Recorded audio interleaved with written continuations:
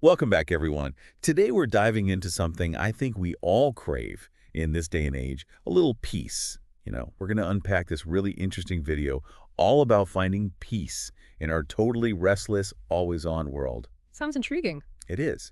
And get this, the speaker in the video is actually sitting in a forest while they're talking. Interesting. Already seems like they might be onto something, right? Right.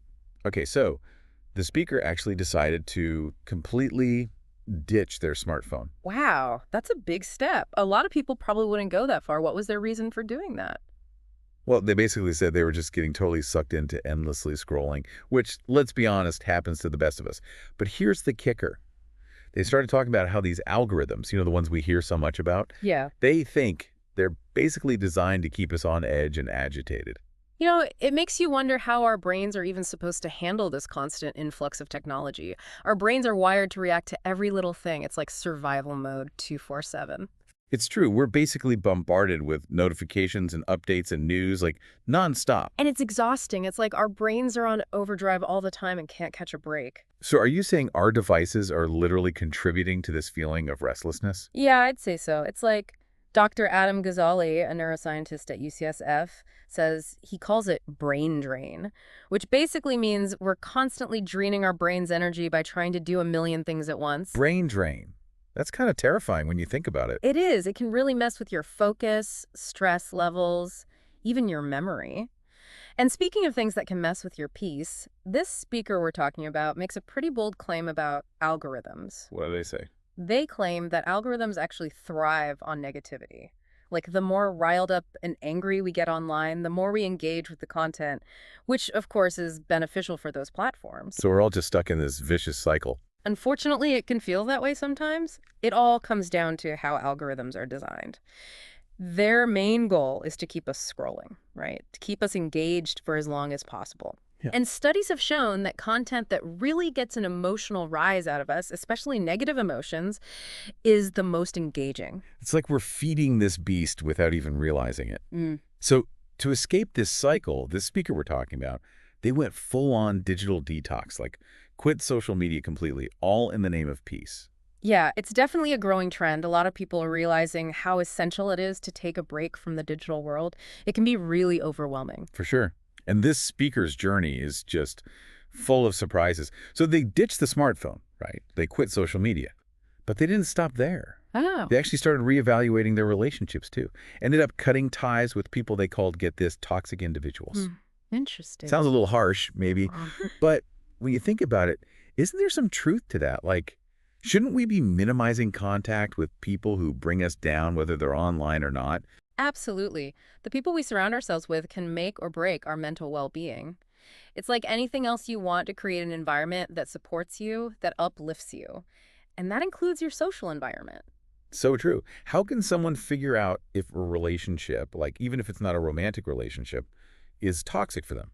Pay attention to how you feel. How do you feel after spending time with that person? Drained. Yeah, drained, anxious, negative. Or maybe you find yourself constantly censoring yourself, like you're walking on eggshells around them. These are all signs that the relationship might be doing more harm than good. Yeah. It's all about setting boundaries, learning to say no, and putting your own well-being first. You deserve to have people in your life who make you feel good. Now, onto something a little more low-key. The speaker we're discussing today, they're a big advocate for peaceful habits, stuff like reading and journaling. Simple things, right? Okay, But so- they swear by it. Sometimes the simplest things are the most powerful. It's like, in a world that's constantly demanding our attention, taking some time for those quiet, reflective activities can be a real game changer. Think about it when you're reading or journaling, you're giving your brain a break from all that stimulation, all that noise. And that can be so restorative. It's funny because this whole video, they filmed it in a forest. And they talk about how being out in nature is super important to them. Makes sense. There's actually a ton of research now about the benefits of being in nature. Like, literally, spending time outdoors can lower your stress hormones, reduce blood pressure, improve your mood, all the good stuff. It's crazy, right? Like, we're spending all this time plugged in, but our brains are craving the exact opposite. It's about finding that balance, Nobody's saying you have to toss your phone in a lake and live off the grid to find peace. Unless that's what you're into, then go for it. Right. But seriously, it's about being mindful. Are we using technology or is it using us? That's the question. So instead of getting lost in that social media black hole, maybe we swap it out for a walk in the park. A Yeah. little nature therapy, right? Exactly. Or even just like actually tasting your coffee in the morning instead of scrolling through emails. Little moments of being present, those add up. Being present. Easier said than done sometimes. Yeah. It's funny. One thing that really stuck with me about this speaker was how much time they said they got back after ditching social media. Oh, yeah. Yeah, they were like, I have hours in my day now that I didn't before. It's kind of mind-blowing. It is wild how much those little distractions steal from us, isn't it? And I think there's this misconception that if you claw back all that time, you have to fill it with, you know, being productive.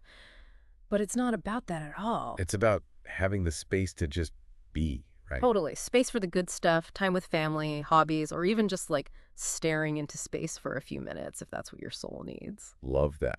Mm. Okay, so real talk. How do we actually make that happen? Because it's easy to say, be more intentional with your time, but our world is go, go, go. Well, I think it starts with noticing. Where are you spending your energy? What leaves you feeling drained? What leaves you feeling good? Once you know that, even just making a few tiny tweaks in your day can make a world of difference. It's like that whole thing about relationships we were Mm. talking about earlier. If something's not serving you, maybe it's time to reassess, Mm-hmm. whether it's a person or an app on your phone. 100%. Your time and energy, those are precious resources, my friend. You get to choose how you use them. It's about designing a life you don't need to escape from, both on and offline. Exactly. So, as we wrap up, think about this. What's one little thing you could do today to bring a little more peace into your world? Maybe it's a walk in nature, or deleting that app that stresses you out, or just deciding to be a little more present today. Whatever it is, remember that even small changes can make a big difference. Until next time, stay curious, everyone.